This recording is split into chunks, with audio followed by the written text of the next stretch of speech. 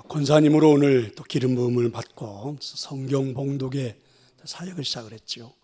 또 공교롭게도 본문이 너무 길어가지고 굉장히 힘들었을 텐데 앞으로도 행복하게 사역 잘 감당할 수 있도록 우리 강명호 권사님 위해서 박수 한번 해주십시다. 성결교 교단의 부흥 강사였던 그 이용도 목사님에 대한 일화입니다. 신학교 동교이자 또 형 같았던 그 이호빈 목사님께서 목회하시던 교회에 초청을 받아서 부흥회를 인도하게 되었습니다. 설교하기 전에 찬송을 많이 하지 않습니까? 그래서 이제 목사님이 강단에서 찬양 인도를 하고 부흥 강사 이용도 목사님은 회중석에 앉아 있는 겁니다. 시간이 다 됐는데도 강단으로 올라오셔야 되는데 오르지를 않는 거죠. 그저 앉아서 기도만 합니다. 시간이 자꾸 흘러가는데 이 예배를 인도하고 있던 목사님이 조금은 당황스럽기도 했죠. 그런데도 요지부동입니다. 그때 쪽지 하나가 올라왔는데 쪽지에 이런 글귀가 써 있었습니다. 형님, 오늘은 주님께서 말씀을 주시지 않네요. 그리고 이제 올라오시지 않아가지고 그날 부흥의 첫날인데 성도들과 함께 찬양만 하고 그냥 집으로 돌아갔다죠. 그리고 이제 그 다음 날부터 강력한 성령님의 역사가 일어나서 그 부흥회에 큰 은혜를 받았다는 그런 일화입니다. 사랑하는 성도 여러분, 영적이다. 우리는 이런 말을 들었고 또 이런 말을 사용하면서 신앙생활합니다. 영적이다는 말이 무슨 뜻일까? 단순하게 말해본다면 하나님께서 우리에게 가르쳐 주시는 것, 이런 것을 일컫는 말이 아닐까? 하나님을 통해서 세상을 보는 것, 하나님을 통해서 우리가 말을 하는 것, 학교에서 배워서 하는 게 아니죠. 우리가 경험을 통해서 하는 것이 아닙니다. 하나님께서 우리에게 보여주신 것을 가지고 말할 때 영적이다, 이렇게 말할 수 있습니다. 그렇다면 이제 중요한 논리가 하나 존재하죠. 왜 우리는 영적인 사람이 되어야 하는 것일까? 하나님이 가르쳐 주시는 것으로 세상을 보아야 하는 것일까? 이게 왜 그럴까? 오늘 우리가 읽었던 9절에 이렇게 선포하고 있죠. 하나님이 자기를 사랑하는 자들을 위하여 예비하신 모든 것은 눈으로 보지 못하고 귀로 듣지 못하고 사람의 마음으로 생각하지도 못하였다 함과 같으니라. 하나님은 마치 아버지가 자녀들의 삶에 필요한 많은 것들을 준비하고 계신 것처럼 우리를 그렇게 인도하시는 거죠. 좋은 아버지라면 준비했던 것들을 위해 이것을 자녀들을 위해서 그때마다 제공해 주죠. 상황에 따라서 주십니다. 그러니까 자녀들의 인생에는 절대적으로 필요한 것들이기 때문에 그렇습니다. 하나님도 그런 분이시라는 겁니다. 우리 인생에 하나님은 행복을 준비해 놓으셨습니다. 그리고 때에 따라서 우리에게 행복한 삶을 선물해 주십니다. 그러니까 우리가 인생을 살다 보면 또 이런 상황들을 맞닥뜨릴 때가 있죠. 지금은 돈이 꼭 필요한데, 꼭 있어야 하는데, 반드시 있어야 되는데 어떡하지? 어디에서 이것을 가져다가 해결하지? 언제 구할 수 있을까? 또 이런 경우도 있죠. 지금 이 상황에서는 좀 일이 술술 풀려야 하는데 이러다가 내 사업이 부도가 날지도 모르겠다. 어떡하지? 어떻게 해결하지? 이러면서 우리는 당황스러울 때가 많이 있습니다. 하지만 하나님은 이런 우리들의 삶에 이미 모든 것들을 준비하고 계신다는 것이죠. 그런데 우리가 하나님이 준비하신 그 은혜를 알 수 없다는 것입니다. 이것을 안다는 것이 불가능하다는 거예요. 왜 그렇습니까? 우리들의 눈으로 보이지가 않아요. 우리들의 귀로 들을 수가 없어요. 더욱이 우리의 마음으로 생각할 수가 없어서 불안해하면서 살 수밖에 없는 거죠. 그럼 이때 알 수 있는 방법이 있습니다. 어떻게 해요? 하나님이 우리에게 보여주시면 알 수 있습니다. 그러니까 하나님이 준비하신 것을 우리에게 보여주실 때 우리는 알 수 있는데, 이런 걸 영적이다, 이렇게 말하는 것입니다. 근데 여기서 간과해서는 안 되는 게 있죠. 신앙의 본질을 생각해 보자는 겁니다. 우리들의 신앙의 본질이 흐트러질 때가 있어요. 신앙의 본질이 무엇인데 흐트러지는 걸까? 삶에서 나타나는 많은 것들을 우리가 영적으로 알려고 하지도 않고, 그러니까 세상의 방법으로 알려고 한다는 거죠. 그럼 이제 우리들의 신앙의 본질이 흐트러지기 시작하는 거죠. 신앙생활, 가정생활, 사회생활, 이 모든 것들이 신앙인이라면 하나님께서 우리에게 가르쳐 주시는 것으로 해야 하지 않을까? 물론 영적이라는 단어 자체가 풍기는 뉘앙스는 매우 신비적인 요소를 담고 있기 때문에 어려운 느낌이 듭니다. 뭔가 조금은 범접하기가 어려운 것처럼 우리에게 다가올 수 있는 그런 단어예요. 마치 우리 손에 들려있는 성경, 여기에 우리 인생의 행복이라는 행복은 다 들어있다고 그러고 우리 삶에 필요한 것들은 다 들어있다고 하는데도, 그리고 우리 손에 들려주었는데도 우리가 어려워서 읽을 수가 없다, 어려워서 따를 수가 없다, 이렇게 말하는 것처럼 말입니다. 그래도 좀 어렵기는 해도 그래도 영적인 사람이 되어야만 합니다. 아무리 어려워도 말입니다. 쇠인 클레어본이 써놓은 믿음은 행동이 증명한다라는 책에 보면 우리가 가난한 사람을 도우면 사람들이 우리를 착하다 칭찬합니다. 하지만 우리가 예수처럼 살려고 하면 십자가에 매달 것입니다. 그러니까 영적인 흉내를 내는 것은 그렇게 어려운 일은 아니에요. 이게 영적인 것처럼 마치 우리가 흉내내면서 살아가는 것은 그렇게 어려운 일은 아닙니다. 하지만 영적으로 산다는 것은 그렇게 만만한 일이 아닙니다. 영적인 사람이 되는 것은 그만큼 하나님의 말씀에 순종해야 되기 때문에 매우 어렵다고도 할 수 있겠죠. 우리 한국 사회, 특별히 한국 교회는 이 영적인 사람들, 은혜 받았다고 하는 분들, 특별히 영적인 충만한 사람들, 자, 이런 분들이 교회를 그동안에 힘들게 했던 적들도 굉장히 많죠. 이단들이 많았고, 특별히 영적이다는 사람들이 막 교회를 흔들어대서, 그래서 별로 조금 좋아하지 않는 우리들의 경향도 있기도 하죠. 그런데 요즘은 또 난데없이 사회에 자칭 영적이라고 하는 목사님들로 인해서 사회가 매우 혼란을 겪습니다. 전광훈 목사님, 또 소년보 목사님, 이런 분들. 사회적인 문제들을 놓고 목사님들의 목소리가 그죠? 종종 방송을 통해서 많은 사람들에게 그대로 들려집니다. 교인들이 아닌 그냥 일반인들에게 이 방송 매체를 통해서 그대로 들려지는 거예요. 성경을 모르는 사람들에게 여과 없이 그냥 들려지고 있죠. 여기서 나타나는 부작용이 만만치가 않습니다. 이런 현상들로 인해서 기독교에 대한 안티 그룹들이 양성되어지는 계기가 되어가고 있죠. 지금 계엄이 선포된 이후 더 혼란스러워졌습니다. 자칭 영적이다 이렇게 말하는 목사님들의 행보가 마치 모든 기독교가 추구하는 것처럼 보여져서 매우 혼란스럽습니다. 저는 개인적으로는 전광훈 목사님, 소년보 목사님 이런 분들이 현 시국을 놓고 외치는 내용들을 좋아하지는 않습니다. 어느 교인이 저한테 전화를 했어요. 왜 전광훈 목사님처럼 그렇게 목사님 우리에게 설교해 주지 않냐. 그렇게 만약에 설교를 하지 않으면 교회를 떠나겠다. 그래서 저한테 문제를 제기했거든요. 하지만 저는 그렇게 설교할 수는 없습니다. 그랬더니 결국 교회를 떠났습니다. 자, 여러분, 영적이다라는 말의 의미가 뭘까? 영적인 사람 이렇게 말할 때 이 영적이다라는 말의 의미가 뭘까? 좀 구체적으로도 생각해 본다면 하나님이 우리를 위하여 준비하신 것들이 참 많습니다. 우리를 위해서 예배해 놓은 것들이, 행복을 위해서 만들어 놓은 것들이 너무 많아요. 그런데 우리가 볼 수도 없고 들을 수도 없고 생각할 수도 없어서 가끔은 답답하지요. 하나님의 뜻이 어디에 있습니까? 하나님 섭리가 어디 있어? 이렇게 우리가 물을 때가 있잖아요. 어떻게 그러면 우리가 하나님이 나를 위해 준비하신 이 행복한 것들을 내가 받을 수 있을까? 하나님이 보여주셔야 가능하죠. 맞는 말 아닙니까?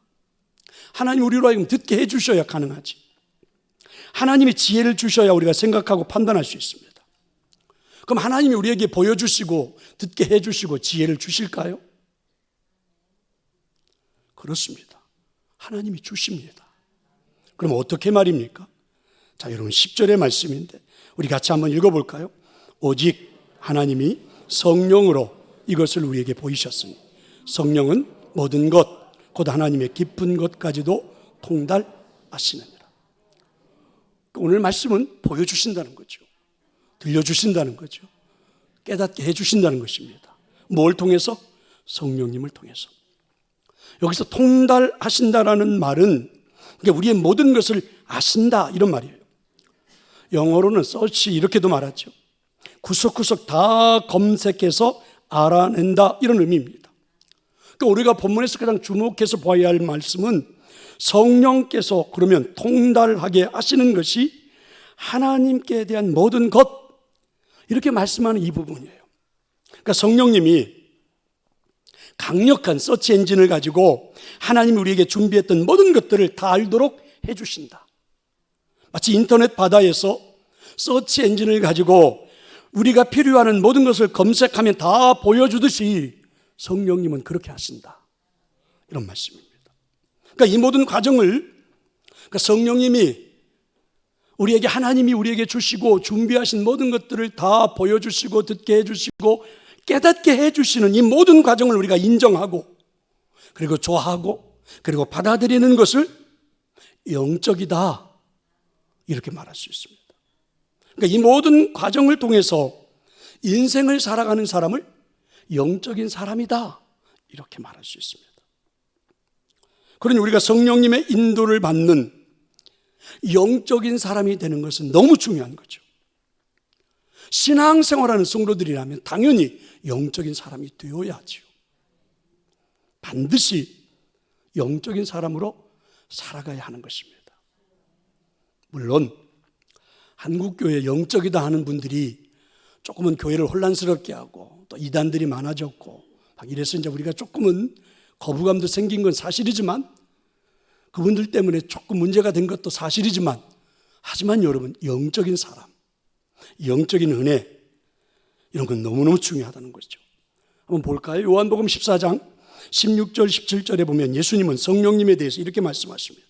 내가 아버지께 구하겠으니 그가 또 다른 보혜사를 너희에게 주사 영원토록 너희와 함께 있게 하리니 저는 진리의 영이라.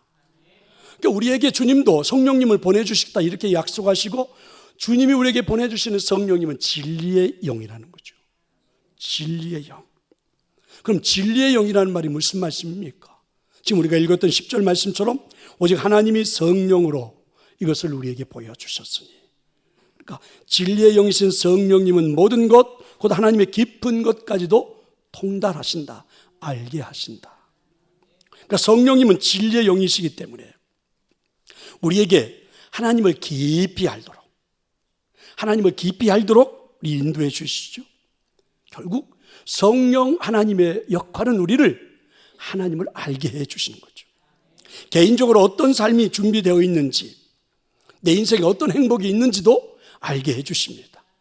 그 개인적으로 알게 된 이런 것들은 우리는 뭐라고 그래요? 체험이라고 그러죠. 그러니까 이 체험을 긍정하며 사는 사람들을 우리는 영적인 사람 이렇게 표현해 볼 수 있습니다. 여기서 이제 궁금한 게 하나 있습니다. 진리의 영이신 성령님께서 우리에게 하나님의 깊은 곳에 있는 것을 알려주시는데 그게 뭘까? 성령님이 알려주시는 그 하나님의 깊은 곳에 있는 내용이 그게 뭘까? 먼저 이 내용을 알기 전에 이것부터 우리가 한번 전제를 해야 되는 게 뭐냐면 성령님은 우리에게 하나님을 알려주신다고 그랬잖아요. 왜요? 왜 우리에게 하나님을 알려주십니까? 하나님을 신뢰할 수 있도록 우리 눈을 열어주고 귀를 열어주고 마음을 열어줍니다. 왜 하나님의 깊은 곳을 알게 하실까? 성령님이 보여주시는 하나님의 깊은 곳을 보고 우리가 하나님을 제대로 알아야 되기 때문에 그래요. 하나님을 신뢰해야 되기 때문에 그렇습니다. 그러니까 하나님이 우리가 알고 하나님을 제대로 신뢰해야 하나님이 나를 위해서 행복한 걸 준비한 것도 믿을 수 있고 그리고 우리가 영적인 사람이 될 수 있죠. 그렇게 하나님의 깊은 곳에 있는 것을 하나님 우리에게 알려주시는 것. 자, 그러면 이제 그게 뭐냐? 성령님이 알려주신 하나님의 깊은 곳에 무엇이 있을까? 세상을 이처럼 사랑하사 죄인 하나까지도 구원하시기에 독생자를 주신 사랑이 있습니다. 그 사랑은 우리 흔히 이렇게 표현하잖아요. 하늘을 두루마리 삼고 바다를 먹물 삼아도 다 기록할 수 없다. 적어도 영적인 사람은 성령님이 우리에게 하나님을 보여줄 때에 우리는 그 하나님의 사랑을 알게 된다는 거죠. 너무너무 위대한 사랑. 그래서 이 성령님이 보여주시는 대로 보고 듣고 가슴에 담고 이러는 것이죠. 이렇게 해서 성령님을 통하여 하나님의 사랑을 보고 듣고 담은 사람들은 예수님을 구주로 영접합니다. 믿음이 생기기 시작하는 거죠. 그리고 그 하나님의 사랑을 우리도 깊이 체험하게 되죠. 그리고 성령님이 보여주신 대로, 듣게 해주신 대로, 느끼게 해주신 대로 이제 하나님의 사랑을 우리들도 삶에서 실천하면서 살아가는 거죠. 하나님의 사랑을 보여주면서 살아가는 거죠. 그런데 그런 하나님의 사랑을 성령님을 통해서 경험한 영적인 목사님들이 막 폭력을 조장하고 막 진영을 가르고 누군가를 미워하는 설교를 하고, 자, 이럴 수는 없지 않는가? 그렇지 않으세요? 또 하나, 하나님의 깊은 곳에 무엇이 있을까요? 거룩하심입니다. 더러운 죄가 하나님 앞에 대낮같이 드러나죠. 그래서 우리는 하나님의 사랑 앞에 무릎을 꿇습니다. 하나님의 거룩하심 앞에서 머리를 들 수 없는 겸손한 존재가 돼요. 영적인 사람은 머리를 들 수 없는 겸손한 사람입니다. 만약에 우리에게 그런 하나님의 사랑이 나타나지 않는다면 어떻게 되는 겁니까? 우리가 여전히 교만한 사람이 되어 살고 있다면 어떻게 되는 것입니까? 간단하지 않아요? 이런 사람은 하나님에 대하여 알고 있지 못하다는 증거죠. 이런 사람은 영적인 사람은 아니겠죠. 세속적인 사람이라 이렇게 말할 수 있지 않을까? 이렇게 성령님 우리에게 보여주시고 들려주시고 마음에 담게 해주셨을 때, 성령님이 이렇게 우리에게 은혜를 주셨을 때 우리들에게 나타나는 반응이 뭘까? 어떤 반응이 나타날까? 한번 예를 들어보면 사도 바울이죠. 빌립보서 3장 8절에서 바울은 성령님을 통하여 하나님의 깊은 사랑, 하나님의 거룩하심, 이런 것들을 듣고 보고 그리고 깨달은 다음에 그에게 나타났던 반응은 이런 것입니다. 자신이 가장 자랑스럽게 여겼던 모든 것들을 배설물로 여기죠. 쓰레기통에 버립니다. 그의 스펙, 그가 가지고 쌓아놓았던 모든 것들을 말입니다. 하나님이 보여주시는, 성령님을 통해서 보여주시는 하나님의 사랑을 누리며 살다 보니까, 거룩하심에서 살다 보니까, 겸손하게 살다 보니까 가장 귀한 것을 위해 가장 귀하지 않은 것을 버리는 거죠. 이런 사람을 영적인 사람이라고 말할 수 있지 않을까? 물론 이렇게 영적인 사람으로 살아가고 있어도 간혹 혼란스러운 경우가 있습니다. 그게 뭘까요? 성령님이 보여주시는 하나님의 깊은 것이 잘 이해가 되지 않을 때도 있더란 말이죠. 우리 안에는 영적인 것과 영적인 것처럼 보여지는 것, 이 사이에서 우리에게는 혼동이 있다는 것이죠. 그래서 바울은 하나님의 음성을 우리에게 오늘 더 명확하게 이렇게 전해줍니다. 육적인 사람, 영적인 사람, 대비를 해서, 비교를 해서 보여주는 거예요. 그게 이제 오늘 우리가 읽었던 13절에서 14절의 말씀이죠. 자, 우리 한번 같이 한번 읽어보겠습니다. 우리가 이것을 말하거니와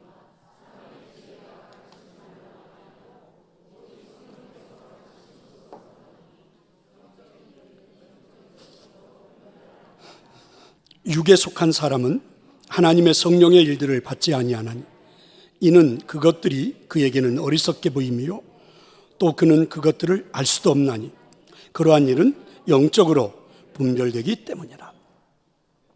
영적인 혼란함이 충분히 찾아올 수 있는데 한번 비교를 해보자. 대비해서 한번 느껴보라는 거죠. 어떻게?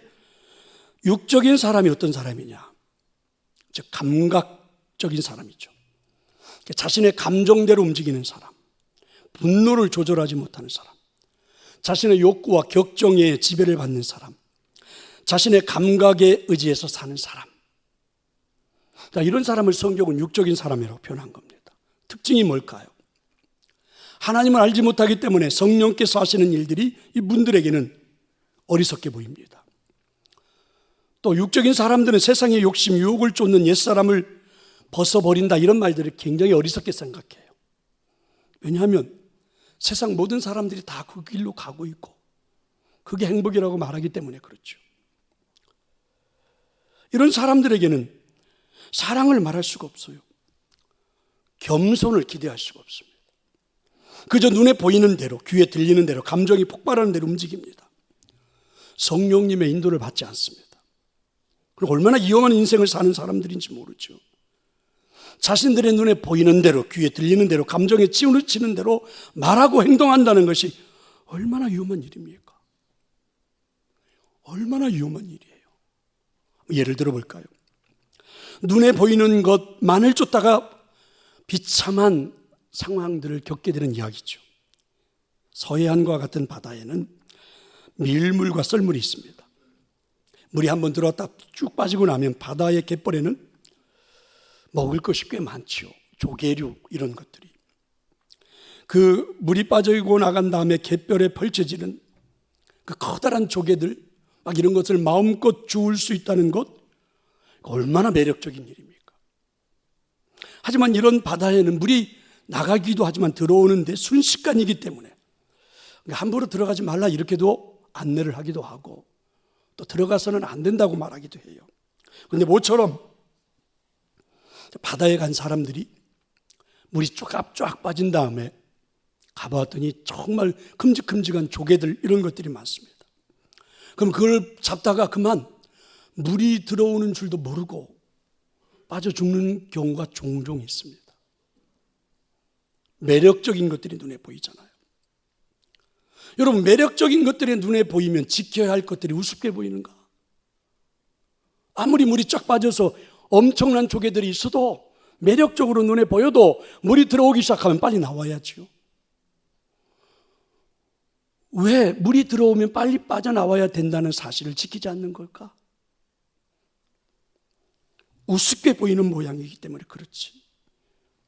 자, 이런 걸 여러분, 육적인 사람들, 눈에 보이는 대로, 감각에 느껴지는 대로, 분노하는 대로, 마음대로 행하는 것들이 얼마나 무서운 일입니까? 14절에 보면 이렇게 말해요. 육에 속한 사람은 하나님의 성령의 일들을 받지 않는다. 왜요? 어리석게 보이니까. 어리석어 보이니까. 육에 속한 사람의 위험성을 본 겁니다. 한마디로 분별력이 없지요. 밀물과 썰물을 구분할 수가 없어요. 눈에 보이는 대로 행동해요. 소리를 듣는 대로 행동하기, 생각하지 않고 감정이 폭발한 대로 행동해요. 분별할 수가 없어. 결국은 자신뿐만이 아니라 주변의 사람들을 죽음으로 내몰기도 할 수 있다는 거죠. 육에 속한 사람, 감각적이고 육신적이고 욕망적인 이유가 그럼 뭐냐? 우리 본성의 지배를 받기 때문이죠. 그럼 이와 반대로 영적인 사람은 간단합니다. 성령의 지배를 받는 사람입니다. 믿으면 아멘 합시다. 이제 중요한 질문을 던지면서 결론을 생각해 보려고 합니다. 그러면 우리는 어떻게 성령님의 지배를 받을 수 있을까요? 영적인 사람으로 살아갈 수 있을까요? 하나님이 준비하신 모든 행복을 내 인생에 받아 누리며 살아갈 수 있을까요? 간단합니다. 성령님이 우리 안에 거하셔야 합니다. 그렇죠? 그런데 성령님이 내 안에 거하시려면 반드시 알아야 되는 것도 있어요. 무엇입니까? 성령님께서는 더러운 곳에는 거하시지 않습니다. 왜냐하면 거룩하신 하나님의 영이기 때문에 그렇습니다. 주님을 통해 죄사함을 받고 구원받은 자, 이미 성령님이 임재를 시작한 거죠. 내주를 시작한 겁니다. 믿으시기를 축원합니다. 저와 오늘 여러분 예수님을 구주로 영접하는 순간 주님을 통하여 죄사함을 받은 우리에게 성령님의 내주는 이미 시작한 거예요. 아멘. 아멘. 그럼 이제 끊임없이 우리가 성령님을 두고 하는 말이 있죠. 성령님을 일컬어서 인격적이라는 말을 많이 쓰죠. 그러니까 우리 인간과 교감이 가능하다는 거예요. 성령님은 분명히 신이지만 나 같은 인간과도 교감이 가능하다. 그걸 인격적이라는 말이거든요. 그러면 성령님은 모든 일에 대해서 나와 인격적인 교감이 가능한 거예요. 그럼 우리가 성령님을 따라 살려면, 영적인 사람으로 살아가려면, 내 안에 성령님이 계시다는 사실을 알았잖아요. 그러면 그분의 존재를 인정하고, 그리고 그분을 찾아야 돼요. 구해야 돼요. 그것이 인격적이라는 말이죠. 여러분, 옆에 지금 함께 예배하고 있는데 이 사람한테 눈길 한번 주지 않고, 여러분 이 사람 앞에 손 한번 마주쳐 보지도 않고 옆에 와서 앉아와서 예배하고 있는데, 이거는 이분이 옆에 있는 사람의 존재를, 물론 오늘 그렇게 하신 분들을 제가 비판하려고 하는 거 절대 아니에요. 그럼 여러분 이건 어떻게 해요? 존재를 인정하지 않는 거죠. 관계가 전혀 이루어지지 않죠. 교통이 이루어지지 않아요. 여러분 가정에서 보세요. 부부간에 이렇게 말하잖아요. 아들아, 네 엄마한테 밥 차리라고 그래라. 아들아, 네 아빠한테 밥 먹으라고 그래라. 여러분 분명히 같은 공간에 존재하는데 인정을 안 하는 거, 이건 이제 인격적인 게 아니겠죠. 그러니까 여러분, 우리가 우리 안에 거하고 계시는 성령님을 인격적으로 인정하고 구하는 일들, 그렇죠? 그렇게 찾는 것들 필요한 것이죠. 현재 우리 한국 사회의 문제를 놓고 소리를 내는 목사님들을 우리는 어떻게 보아야 할까? 한때는 이런 분들이 굉장히 훌륭했던 분들 아닙니까? 청교도 운동을 일으키고 영적인 운동을 일으키고, 그래서 많은 사람들에게 훌륭했던 분들로 보여졌는데 변한 걸까? 인간의 죄성에 사로잡힌 혹시 욕망의 모습은 아닐까? 저는 그렇게도 생각해 봅니다. 아니, 어떻게 그렇게 자기중심적일 수 있을까? 이유가 뭘까? 하나님의 영이 떠났기 때문이 아닐까? 오늘 우리가 읽었던 본문 고린도전서지요. 고린도전서는 고린도 교회에 보낸 편지입니다. 고린도 교회의 가장 큰 문제 중에 하나가 무엇입니까? 분열입니다. 고린도 교회를 뭐가 이렇게 분열시킨 겁니까?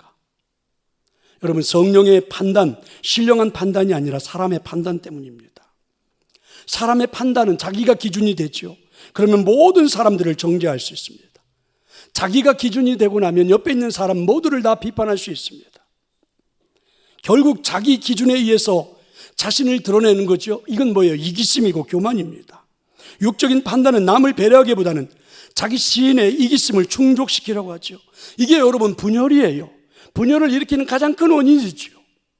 반대로 신령한 자의 마음, 성령의 충만함을 받는 자의 마음, 영적인 인도를 받는 사람들의 마음은 하나됨에 있습니다. 누구를 정죄하지 않아요.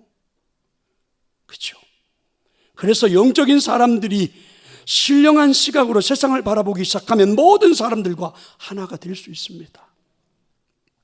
어려서부터 서로 다른 동물들을 같은 우리에 넣고 조련하는 취미를 가진 농부가 있었는데, 이분이 그 조련을 하면서 일기를 썼는데 일기에 보면 이렇게 적혀 있습니다. 내가 처음으로 한 일은 개와 고양이를 한 우리에 넣는 일이었다. 나의 예상과 달리 별다른 노력 없이도 둘은 친해졌다. 개와 고양이가 친해진 거죠. 다음으로 돼지와 염소를 같은 우리에 넣었다. 이번에는 많은 노력이 필요했다. 하지만 결국은 친해졌다. 여기에 다른 종인 새를 넣었으나 역시 별 무리는 없었다. 하지만 내가 결코 할 수 없다고 느껴지는 일이 하나 있는데, 그것은 교파가 서로 다른 기독교인들을 서로 사이좋게 지내게 하는 일이다. 얼마나 이 비아냥거리는 이 모습이 우리 가슴을 아프게 합니까? 우리가 짐승만도 못하단 말입니까? 성령의 인도함을 받고 살아가는 우리가 여러분 그 하나를 이룰 수 없단 말입니까? 개와 고양이도 하는데, 돼지와 염소도 하는데, 성령의 인도함을 받고 살아가는 영적인 사람들이 분열을 할 수 있단 말입니까? 분열을 조장했어야 되겠습니까? 12절은 이렇게 말하죠. 우리가 세상의 영을 받지 아니하고 오직 하나님께로부터 온 영을 받았는데 하나님이 우리에게 은혜로 주신 것들을 알게 하려 함이라. 하나님께로부터 온 영을 받은 영적인 성도들이요, 분열은 안 됩니다. 영적인 사람은 하나됨의 가치를 가지고 살아가는 거죠. 우리는 영적인 사람들입니다. 성령 하나님께서 하나님의 깊은 곳에 있는 것을 보여주어서 사랑을 알게 되었고 사랑할 수 있는 존재가 되었고 거룩함을 보여주어서 겸손하게 살 수 있게 되었어요. 그러면 이제부터 우리는 분열이 아닌 사랑으로, 모든 이들을 끌어안는 사랑으로 인생을 살아갈 수 있습니다.